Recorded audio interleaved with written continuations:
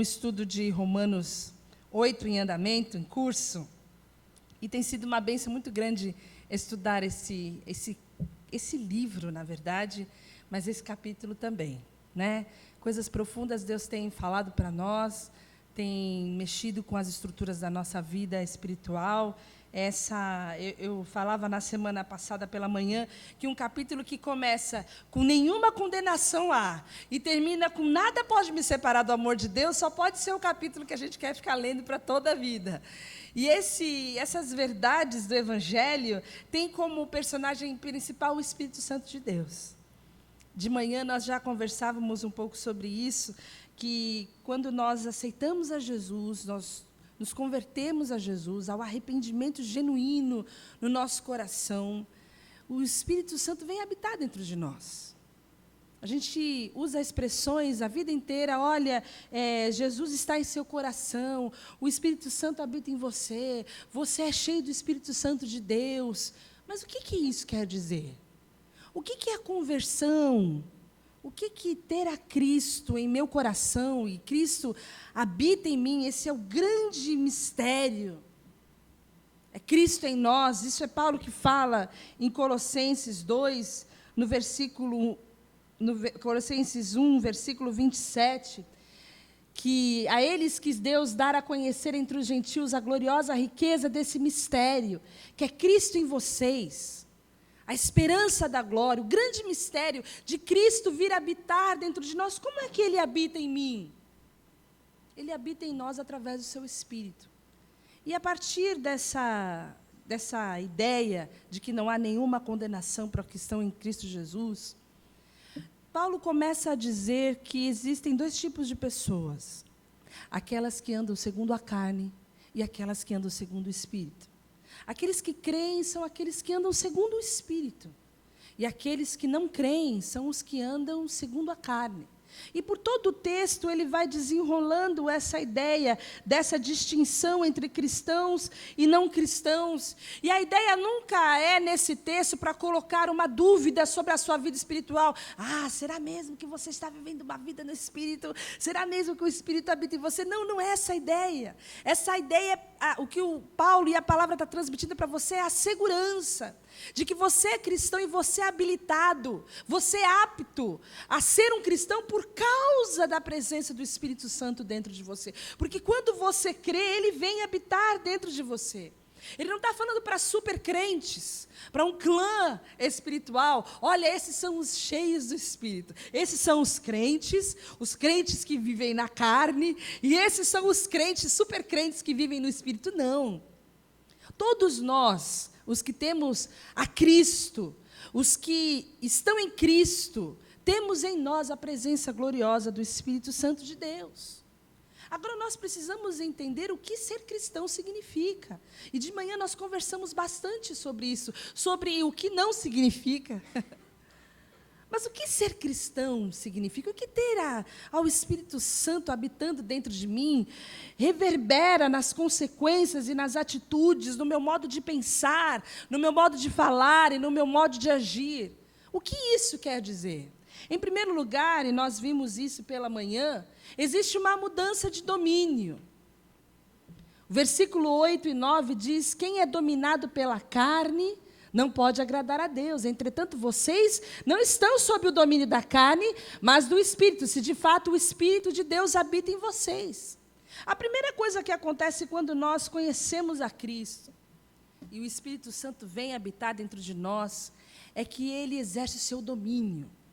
Quando a gente pensa em domínio, a palavra dominus é uma palavra latina que vem de mestre, vem de senhor.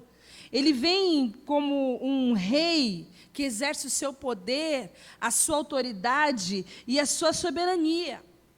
E nós, que antes éramos donos do nosso nariz, nós que reinávamos através da nossa vontade, dos nossos desejos, dos nossos impulsos, agora temos um Senhor.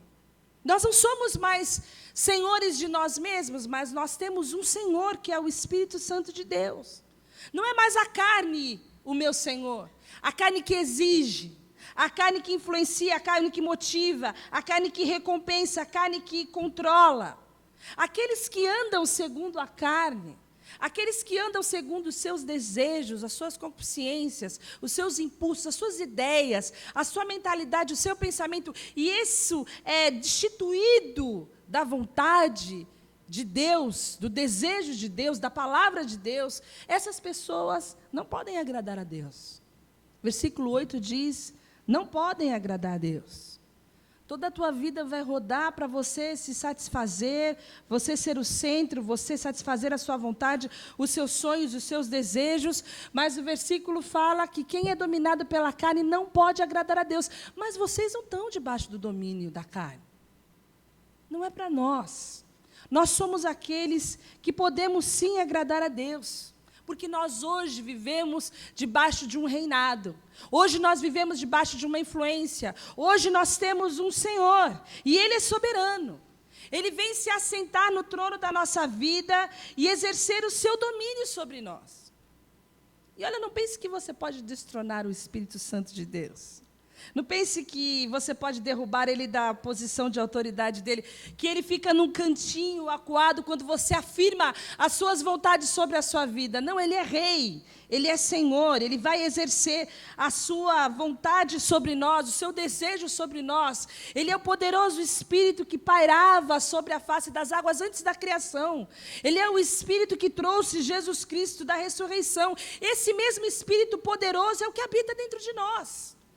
E quando nós dizemos que nós somos cristãos, quando nós nos identificamos com a cruz de Cristo, como nós vamos fazer hoje, nós estamos querendo dizer, em primeiro lugar, que nós temos um Senhor, que nós temos um Rei, que o Senhor, o Espírito Santo de Deus, governa sobre nós, e Ele vai nos influenciar.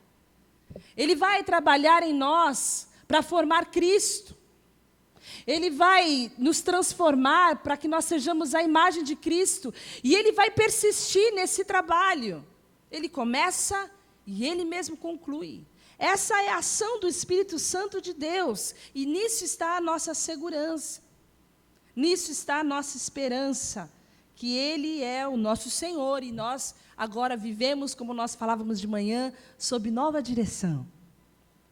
A segunda coisa, irmãos, para aqueles que são cristãos, é que nós recebemos um novo residente.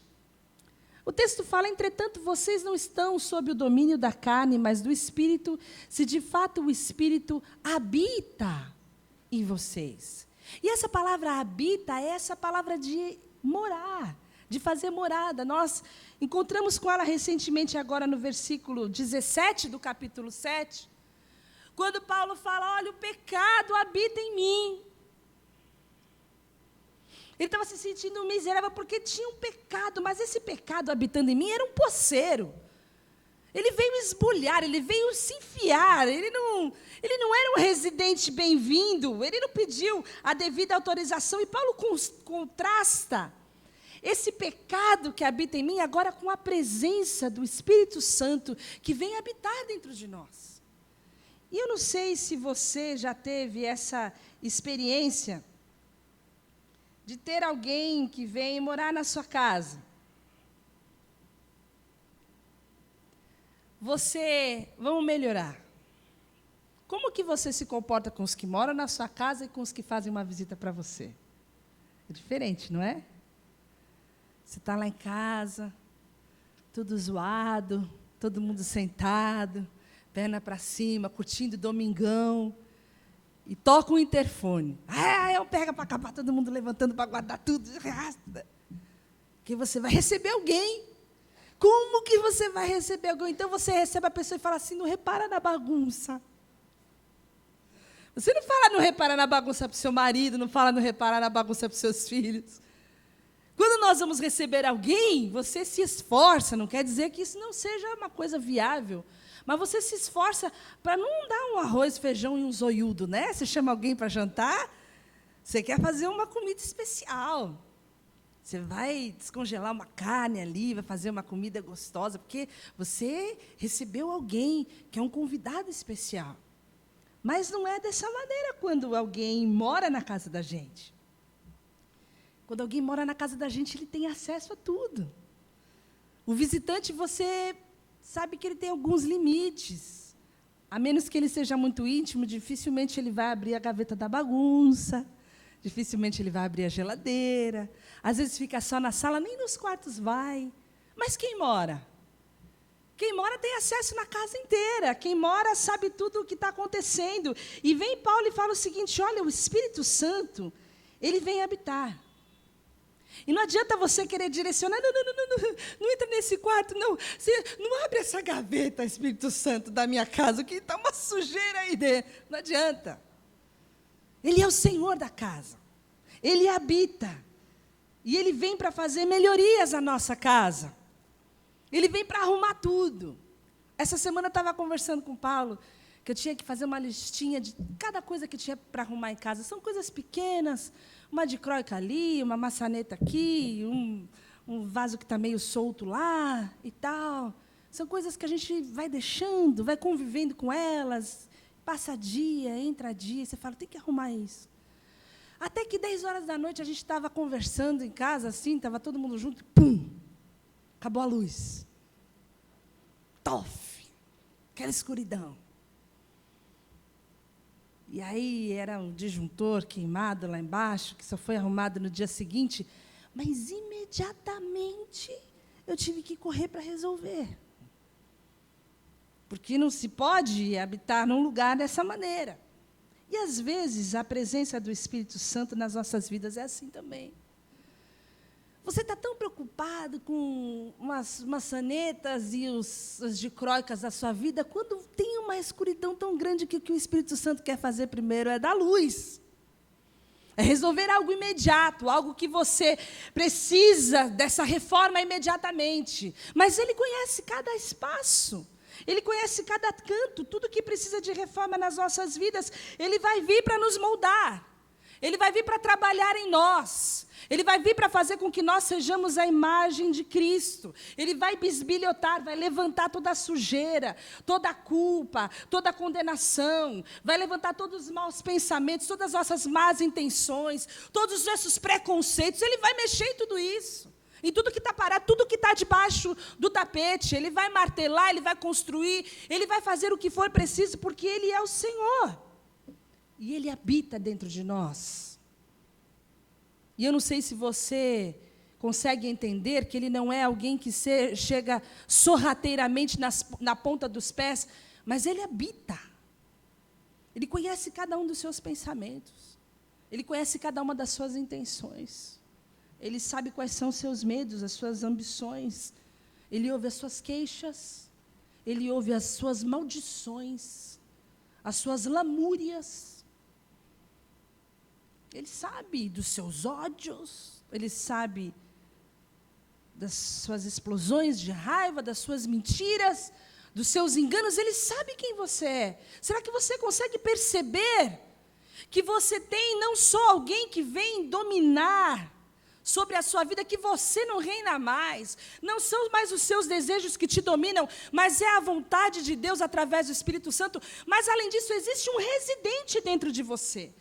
O Espírito Santo vem habitar e Ele se entristece pelo seu pecado. Ele se enche de alegria com as verdades do Evangelho aplicadas à sua palavra. Quando Ele revela com fidelidade tudo aquilo que nós precisamos para sermos a imagem de Cristo, Ele vem habitar em nós. Ele habita em nós. Mas Paulo vai mais adiante, ele fala que se alguém não tem o Espírito de Cristo, não pertence a Cristo. E existe algo também que o Espírito Santo nos traz, a plena convicção e revelação de que nós pertencemos ao Senhor Jesus. Nos traz esse senso de propriedade, de pertencimento. Quando nós falávamos pela manhã sobre a remissão, que é um desdobramento da justificação, que Cristo nos redimiu na cruz do Calvário, essa palavra, ela vem de lá do comércio dos escravos. Era a paga, a remissão era paga por um escravo. Ele deixava de ser um escravo, deixava de pertencer àquela pessoa para pertencer a outra, ou para ser livre. E Jesus Cristo pagou na cruz do Calvário o preço pela nossa liberdade. mas nós pertencemos a Ele, nós somos de Cristo. E pertencer a Cristo quer dizer que Ele removeu a inimizade que me separava de Deus, e agora eu sou parte da sua família. Eu sou parte da sua família. Você não sente esse pertencimento com os seus? Esse é meu irmão, essa aqui é minha irmã. Olha, essa aqui é minha mãe. São os seus, são seus filhos, são seus. E Cristo nos torna parte da sua família, Ele nos adotou.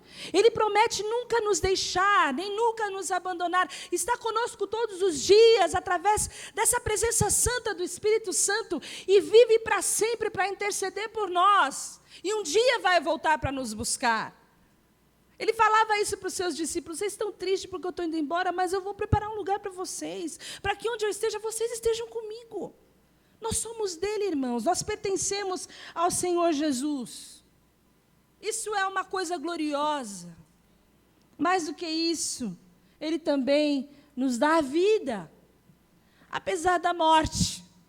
E o texto de Romanos 8,10 fala: mas se Cristo está em vocês, o corpo está morto por causa do pecado, mas o Espírito está vivo por causa da justiça.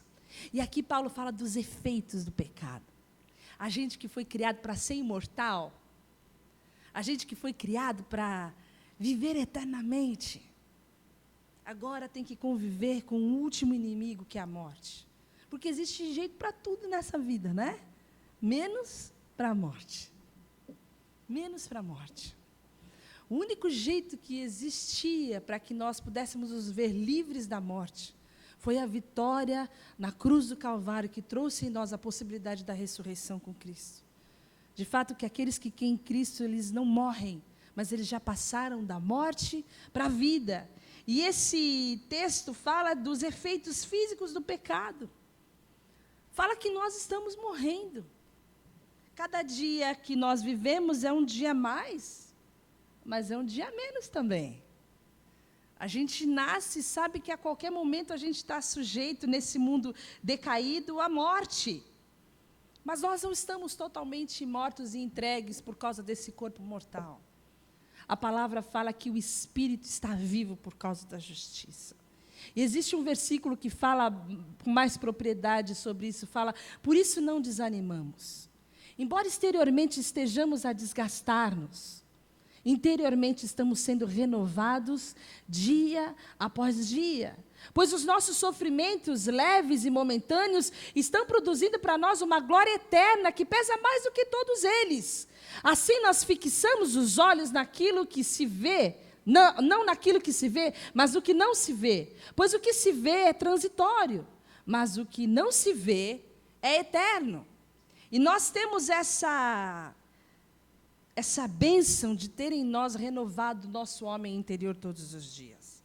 É o efeito Benjamin Button do Espírito Santo de Deus, o nosso Espírito, que vai fazendo com que nós sejamos novos e renovados todos os dias, enquanto os nossos corpos enfrentam os efeitos do pecado, vão ficando caídos e cansados, e sujeitos a doenças, e sujeitos à morte. O nosso espírito é vivificado pela justiça de Jesus Cristo. Mas nós podemos entender que esse espírito está vivo para Cristo. Será que você tem entendido e vivido a vida espiritual nessa dimensão? Ou que você só está tão preso nas coisas materiais e corpóreas que só consegue sentir os efeitos do pecado no corpo decaído, sem sentir o efeito revigorante da graça e da justiça de Deus que nos renova todos os dias? Nós estamos vivos para quê, irmãos? Vivos para o Senhor Jesus. Vivos para um relacionamento com Deus. Porque quando alguém morre, a coisa mais triste que tem é que você não pode mais falar com ela. Né? Você não pode mais abraçar. Você não pode mais beijar, você não pode mais comer uma pizza, fazer uma refeição. Acaba a relação, existe uma separação. E nós estamos vivos para Deus. Vivos para uma relação com Ele. Eu te pergunto, como está a sua relação com Deus? Você tem esse tempo? Você dedica essa conversa, essa pizza, no seu relacionamento com Deus? Nós devemos estar vivos para a cruz e as suas implicações. Ter em nós, como falávamos pela manhã, a dimensão da liberdade, do perdão e da justiça que nos foi dada lá na cruz do Calvário. Que nós somos aceitos, nós temos significado, nós estamos seguros em Cristo. Essas são as implicações. E isso gera uma nova identidade em nós. Nós não somos mais quem nós éramos. Nós estamos vivos para essa ação do Espírito Santo. Ele fala com a gente ouve. A gente ouve as demandas e as imposições desse soberano Deus que habita em nós. Vivos para a igreja, vivos para amar, vivos para partir o pão, vivos para abençoar. Vivos, você vive uma relação com seus irmãos? Você vive como igreja? Ou você tem amigos na igreja? E vive uma relação de amizade com algumas pessoas da igreja? Você é a igreja. Você tem sido influenciado pelos seus irmãos e tem influenciado o mundo enquanto igreja. Você está vivo para essa esperança eterna em Cristo Jesus, para as riquezas da palavra de Deus? Qual foi a última vez que você abriu a Bíblia e deixou que Deus falasse com você? Você está vivo para se refugiar em oração, para alegria e humildade em adoração? Isso é vida cristã, irmãos. Isso é a vida de Deus. Isso é você andar no Espírito e não na carne. Qualquer outra coisa é religiosidade, faz você vir aqui domingo à noite. Pô, mas está chovendo, cara, não vou na igreja, não. Vou adorar a Deus aqui mesmo, Deus está dentro de mim, em todo lugar. A vida de Deus é muito mais, irmãos. Nós estamos vivos, vivificados. E, por último, o versículo 11 fala que se o Espírito daquele que ressuscitou Jesus dentre os mortos habita em vocês, aquele que ressuscitou a Cristo dentre os mortos também dará vida aos seus corpos mortais por meio do seu Espírito que habita em vocês. Tem mais. Não fica só no âmbito do Espírito. Não é só essa ressurreição moral de que nós morremos para o mundo, morremos para o pecado, morremos para a influência do diabo e renascemos para agora vivermos debaixo da influência de Cristo, não. Paulo fala que também os nossos corpos, esses corpos que hoje sofrem esses efeitos do mundo decaído, eles terão a vida, serão glorificados por meio do Espírito que habita em nós. E isso, irmãos, é uma divina esperança, de que nem tudo acaba quando você fecha os seus olhos. Nós vivemos num momento de desesperança. Você olha na cara das pessoas, você olha o semblante das pessoas, e as pessoas estão sem esperança. Elas estão cansadas de tanto sofrimento no corpo, cansadas de tanto sofrimento emocional, tanto sofrimento financeiro, num país acharcado por tanta corrupção, por tanta falta de oportunidade, tantas dificuldades, as pessoas estão sem esperança. A violência cresce cada vez mais. A violência cresce, você ouve notícias cada vez piores. A malignidade no coração do homem faz com que agora os crimes sejam cometidos com requintes de maldade cada vez maiores. Desesperança. Desesperança. E nós nos perguntamos, o que vai acontecer quando eu fechar os olhos? O que vai acontecer? Essa é a grande pergunta. Essa é a grande dúvida da humanidade. E nós os cristãos, temos em Cristo Jesus, na palavra de Deus, a garantia de que nós um dia seremos transformados, de que nós habitaremos com Cristo na glória, de que nós recebemos na cruz do Calvário, irmãos, a imortalidade. Imortais, imorríveis. Nós somos imortais. O seu corpo pode até se desfazer, mas o seu espírito está vivo para Deus. Vivo. E nós investimos em tantas coisas, irmãos. Nós investimos em conhecimento. Nós investimos no nosso conforto, no nosso bem-estar. Nós investimos no nosso bem-estar físico, isso é importante. mas o quanto nós temos investido nesse Espírito que já vive a vida eterna, na nossa relação com Deus. 1 Coríntios 15, versículos 51 e 52, fala: eis que lhes digo um mistério. Mais um mistério de Paulo. Nem todos dormiremos, mas todos seremos transformados. Num momento, num abrir e fechar de olhos, ao som da última trombeta, pois a trombeta soará, os mortos ressuscitarão incorruptíveis e nós seremos transformados. É dessa transformação, dessa glória, dessa esperança que Paulo está falando agora em Romanos. O nosso grande final, irmãos, é esse aqui. Não é a gente murchinho lá, todo azedinho num caixão. Não é. O nosso grande final somos nós, ao som da trombeta, ressuscitados ou transformados para a glória de Deus. É por isso que Paulo fala: olha, participem da ceia do Senhor, lembrando que eu vou voltar. Porque essa esperança deve arder nos nossos corações. Porque nós não andamos mais segundo a carne. Tudo isso aqui se torna tão perecível, tão sem graça, tão sem noção, tão sem finalidade, quando nós entendemos a grandiosidade da esperança que existe na vinda do Senhor Jesus.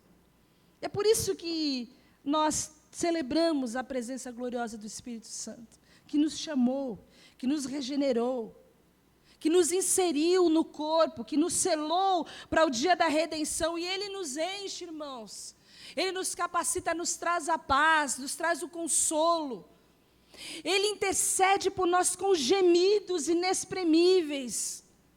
Esse mesmo Espírito que nos santifica, traz também uma esperança de que um dia, além do nosso espírito vivificado, teremos também os nossos corpos mortais glorificados para a glória de Deus. Amém, irmãos? Essa é a esperança que nós temos. Isso é um pouco do que é ser cristão. Paulo vai desenrolar um pouco mais sobre isso, mas nós precisamos ter uma consciência do que é a vida cristã. O que é ter em mim o Espírito Santo de Deus? O que é pertencer a Cristo? De manhã eu falei que nós precisamos entender no que nós estamos metidos quando nós dizemos que nós pertencemos ao Senhor Jesus. Quando nós nos identificamos como um cristão. Porque um cristão não anda segundo a carne, mas ele anda segundo o Espírito. Que o Espírito Santo de Deus possa trazer em nós, o nosso coração, o convencimento necessário para que possamos viver debaixo do controle, do domínio, da direção gloriosa do Espírito Santo de Deus que habita em nós. Vamos orar por isso. Senhor, nós te louvamos e te agradecemos, ó Pai, pela presença do Espírito Santo em nós. Doce presença, uma presença santa, que vem sobre nós, Senhor. E com poder tem nos convencido do nosso pecado, dos nossos erros, do nosso egoísmo.